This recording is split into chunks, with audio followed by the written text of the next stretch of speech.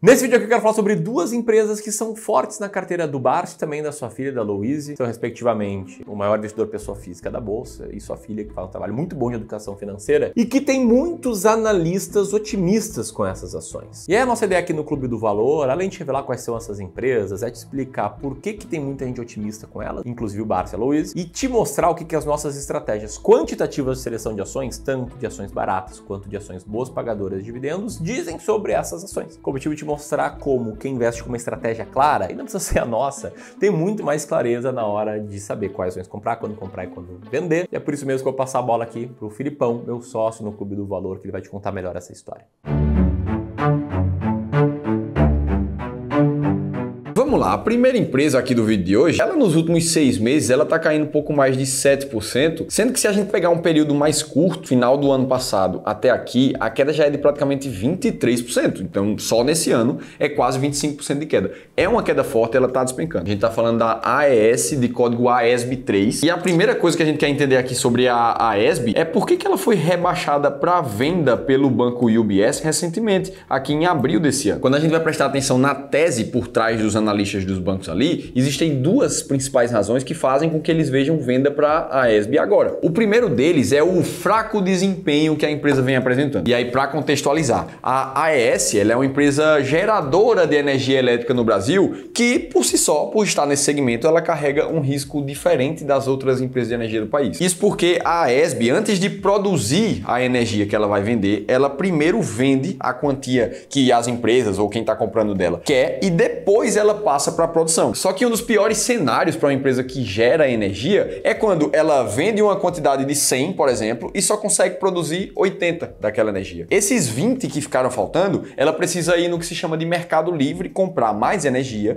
para conseguir entregar a venda que ela acabou de fazer. Só que ela paga muito mais caro por isso. E isso aperta a margem financeira da empresa, trazendo resultados negativos. E esse contexto está por trás principalmente da primeira razão que o UBS vê venda na AESB. Porque a parte de complexos eólicos da AESB tiveram uma queda de 10% na geração de energia elétrica. E mesmo quando a gente vai olhar para as fontes hidrelétricas, que ainda são a maioria da produção de energia elétrica da AESB, o que o banco diz é que elas ainda estão no radar para reduções involuntárias na produção de energia das usinas. Ou seja, isso faz com que a empresa gaste mais dinheiro pelo contexto que a gente acabou de falar. E a segunda razão que eles veem em venda é pela alta alavancagem que a empresa está agora, está muito endividada. Eles afirmam ali que isso pode prejudicar a geração de caixa, uma vez que a alavancagem é de 5,3 vezes a relação dívida líquida sobre EBITDA. Isso é alto pra caramba. E aí, se a gente olha o histórico recente dessa dívida da AESB, a gente vê realmente, desde o quarto tri de 2022, essa dívida líquida aumentando progressivamente. Além disso, a proporção dívida líquida sobre PL, patrimônio da empresa, está em mais de 2 hoje. Ou seja, ela tem uma dívida que vale 2 vezes mais do que o valor da própria empresa. E é por esse combo de fatores que o UBS vê a AESB Brasil com um preço-alvo de R$ 9,00 no mercado nesse momento, sendo que ela está sendo cotada a R$ 9,75 no momento que eu gravo esse vídeo. Por isso, venda com uma projeção de downside, como se chama, né? Ela tende ainda a reduzir esse valor, segundo a análise do banco. E aí, beleza, esse é um contexto do UBS vendo venda ali para a AESB. Só que aí a gente analisa um outro fator. A gente olha para um dos maiores, o maior investidor pessoa física da Bolsa de Valores do Brasil, que é o Luiz Barsi, no final do ano passado, que comprou fortemente as ações da AESB, aumentando a sua fatia, que ele é dono da companhia, para 5%. Atualmente ele tem 30 milhões e 100 mil ações ordinárias da empresa. E aí, se a gente for fazer uma conta muito rápida, dentro das cotações atuais, hoje o Luiz Barsi tem um patrimônio aproximado de 300 milhões de reais somente na AESB. E se a gente for ver a visão do Luiz Barsi e da Louise Barsi, que representa muito a estratégia de investimentos deles para a AESB nesse momento, é que eles estão vendo uma tendência existente em que a empresa tenha chegado ao seu pico de alavancagem e que daqui em diante a prioridade número 1 é fazer a desalavancagem da empresa. Beleza, vimos aqui argumentos diferentes que levam a conclusões diferentes, inclusive por isso que o mercado financeiro é a coisa mais bonita do mundo, junto com o capitalismo, porque cada um tem a liberdade de desenhar suas próprias teses e qualquer um dos dois pode estar certo sobre o que vai acontecer. E eu já vou falar também se a AES Brasil está barata, se vale a pena para investir para quem foca em dividendos, mas vamos agora, antes disso tudo, falar sobre a segunda empresa aqui do vídeo, que é uma empresa que tem um caso diferente da AESB. Estou falando da Cosan, de código CSAN3. Essa aqui que é uma empresa focada em gerir portfólio de ativos irreplicáveis, como diz essa imagem que está na tela. Muito focado nas áreas de energia renovável, agronegócio, óleo e gás, mineração e crédito de carbono. Dentro do guarda-chuva dessa empresa, que é uma holding, a gente vai ver várias outras empresas. São elas a Raízen, que é uma distribuidora de combustíveis, fabricante de etanol de cana-de-açúcar e exportadora individual de açúcar. A Compass, que faz parte do setor de gás natural e de energia aqui do Brasil. A Rumo, que é a maior operadora logística com base ferroviária independente na América Latina. E a Moove, que é uma das maiores empresas de lubrificantes aqui no país. Inclusive a Cosan, há alguns anos atrás, iniciou uma nova participação na empresa Vale aqui do Brasil e o portfólio dela ficou com essas proporções que estão na tela para você. Mas por que o caso da Cosan é diferente do da ESB? Porque o ponto é que quando a gente vai ver a opinião dos analistas aqui sobre a Cosan, o que a gente vê é muito otimismo de todos os lados. Tanto o Bank of America reforçaram a recomendação de Cosan para compra. Aí veio o BTG e falou a mesma coisa, que a ação poderia disparar até 60%. E até a XP ali no seu setor de research entrou com recomendação de compra dizendo que a Cosan podia subir ali seus 108%. E aí quando a gente vai ver o que diz a Louise Bassi com seu pai Luiz Bassi, eles chamaram a atenção para a Cosan na parte da carteira em que eles chamam de ativos de oportunidade, onde eles veem um pouco mais de risco sim naqueles ativos, mas uma projeção de alta maior no futuro. E aí dentro de todo esse otimismo existem três grandes razões em que todo mundo concorda que a Cosan pode destravar muito valor daqui para o futuro. O primeiro deles é o possível IPO de algumas empresas que ela pode estimular dentro daquele guarda-chuva de empresas que ela tem. Aqui a gente fala especificamente sobre a Compass e a Moove, que são essas duas empresas, inclusive as únicas de dentro do portfólio da Cosan que ainda não tem capital aberto na bolsa, mas que desde 2022 o CEO da Cosan disse que tem intenção de fazer a abertura de capital dessas duas empresas. Isso traria muito recurso para dentro do caixa dessas companhias, provavelmente aumentaria o valor da holding Cosan. Aí a segunda razão que o pessoal está otimista com ela é que ela investe em ativos insubstituíveis, ou seja, ativos perenes, e que esses ativos sim se beneficiam de um ciclo de queda de juros na economia, que é o que a gente está entrando agora. A terceira e principal razão para o otimismo é o fim do ciclo de investimentos que a Cosan via fazendo nos últimos anos. Que afinal de contas, a holding gastou muito dinheiro fazendo novos aportes nas empresas que ela já tinha no portfólio, inclusive, né, comprando aquela parcela ali da Vale que aconteceu em 2022. Só que isso naturalmente fez com que o endividamento da empresa subisse pra caramba. Olha esse gráfico que mostra a dívida bruta da empresa sobre o seu patrimônio líquido, saindo ali da casa de 1,5 em 2020 para mais de 3,3 como ela está agora. Isso é um endividamento muito alto, inclusive maior do que o da ESB. Além disso, quando a gente olha para a dívida líquida, a gente vê de 2018 até aqui a dívida também aumentando, mesmo que a dívida líquida sobre EBITDA esteja até nos patamares mais controlados. E por isso que entra o otimismo quando a empresa fala que o ciclo de investimento dela ficou para trás. Ela vai esperar um pouco agora as empresas maturarem dentro do portfólio para usar os dividendos recebidos para desalavancar a companhia. E aí agora a gente chega num ponto que a gente viu várias razões, algumas pessoas vendo venda para a ESB, todo mundo vendo compra ali da Cosan, e fica a pergunta: vale a pena tomar uma decisão de comprar ou de vender, seja qual for alguma dessas empresas? E aqui a gente não consegue prosseguir sem antes avaliar uma coisa muito importante. Qual é a estratégia de investimentos que você quer usar na tua vida que faz mais sentido para selecionar ações para tua carteira? Aqui no Clube do Valor, a gente tem duas estratégias de seleção de ações principais. A primeira é a máquina de dividendos, que foca num bom pagamento de dividendos e teve uma performance muito positiva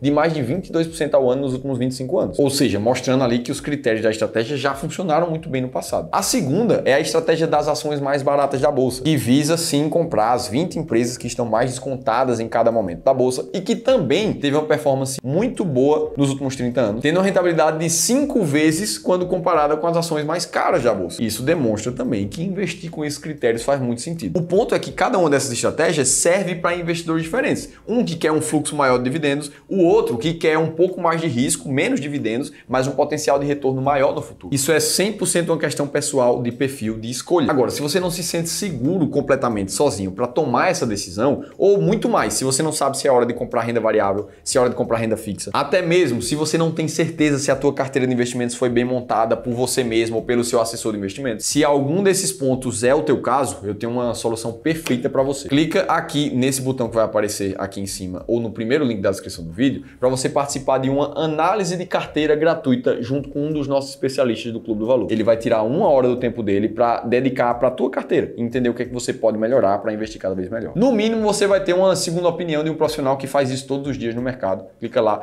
é gratuitamente, você não vai gastar nada, só um pouquinho de 20 segundos do teu tempo para preencher um formulário. Beleza, agora dito isso, vamos olhar de fato para os números das empresas. Primeiro, no caso da AES Brasil, que quando a gente vai ver o resultado de geração de caixa dela, medida pelo EBIT nos últimos 12 meses, a gente vê arredondando ali ali algo muito próximo a R$1 bilhão. E se a gente compara isso com o atual Enterprise Value, que nada mais é do que o valor de firma da empresa, a gente vai ver algo em torno de R$15,2 bilhões. Ou seja, esse 15,2 é o valor que alguém precisaria desembolsar para comprar toda a empresa junto com a sua dívida nesse momento. E é baseado nesses dois números que a gente chega num número chamado de Earning Yield, que comparado com as outras mais de 400 empresas da Bolsa, mostra pra gente que a AES Brasil está na posição número 124 do ranking das ações mais baratas da Bolsa. Como a estratégia visa comprar somente as 20 primeiras, nesse momento a AES Brasil não está nem um pouco perto de estar barata. Então, nos critérios da primeira estratégia, ela não passa. Vamos olhar agora para os dividendos da AES Brasil para ver se ela entra na máquina de dividendos. Primeiro de tudo, ela está com um dividend yield médio nos últimos 5 anos de menos de 1%. Então, isso é um dividendo já baixíssimo. E não só por isso, quando a gente vai olhar para o segundo critério da máquina de dividendos, em que a gente precisa que uma empresa tenha consistência de pagamento de dividendos por mais de 5 anos seguidos, a gente percebe rapidamente que a AESB não pagou dividendos em 2023, o que já filtra a companhia para não deixar ela nem aparecer no ranking da máquina de dividendos. Então, a AESB nem tá barata, nem tá boa para quem foca em dividendos nesse momento. Ah, Felipe, mas somente olhar para esses critérios ali já é suficiente? Tu precisaria de olhar para um monte mais de coisa? Na verdade, não, porque os critérios da estratégia, olhar para esses números específicos e passar por alguns outros filtros lá dentro da nossa formação de rankings, mostrou um resultado extremamente positivo, como eu já te mostrei nesse vídeo, no resultado da máquina de dividendos. Você pode conhecer ainda os outros filtros em mais detalhes da máquina de dividendos, baixando esse e-book gratuito que eu vou deixar um link aqui em cima e na descrição do vídeo, onde você pode conhecer também 7 empresas, que essas sim estão dentro das 10 maiores pagadoras da bolsa. Beleza, feito isso, vamos olhar para a Cosan também, que nesse momento está com um EBIT de pouco mais de 12 bilhões de reais, um valor de firma de 76 bilhões, colocando ela com um earning yield de pouco mais de 11%, lá na posição número 44 das ações mais baratas da bolsa. E aí a gente vai olhar para os dividendos e essa sim demonstra uma consistência de pagamento de dividendos por muito mais de 5 anos seguidos, como esse gráfico mostra. Só que quando a gente vai olhar para o dividend yield dos últimos 3 anos, em média, a Cosan está pagando pouco mais de 3% ao ano de dividendos, colocando ela na posição número 62 lá do ranking da máquina de dividendos. Então, de novo, ela também não está nem barata, nem pagando dividendos altos. Segundo os critérios dessas estratégias que são comprovadas no tempo, as duas empresas não fazem sentido. Felipe, pode ser que essas empresas comecem a pagar mais dividendos, você vai ver que elas podem melhorar esse pagamento ali e vão se valorizar. Se for esse o caso, vai ter alguma hora que ela vai passar dentro dos critérios e aí vai ser sinal de compra, mas por enquanto não. Até porque existem outras empresas que estão muito mais baratas nesse momento e pagando muito mais dividendos, inclusive eu te mostro isso nesse vídeo que eu vou deixar aqui do lado para você continuar aprendendo no YouTube. Se teve pelo menos uma informação que fez sentido para você aqui hoje, deixa o like, se inscreve no canal do Seu Dividendo que eu tô esperando aqui no próximo conteúdo.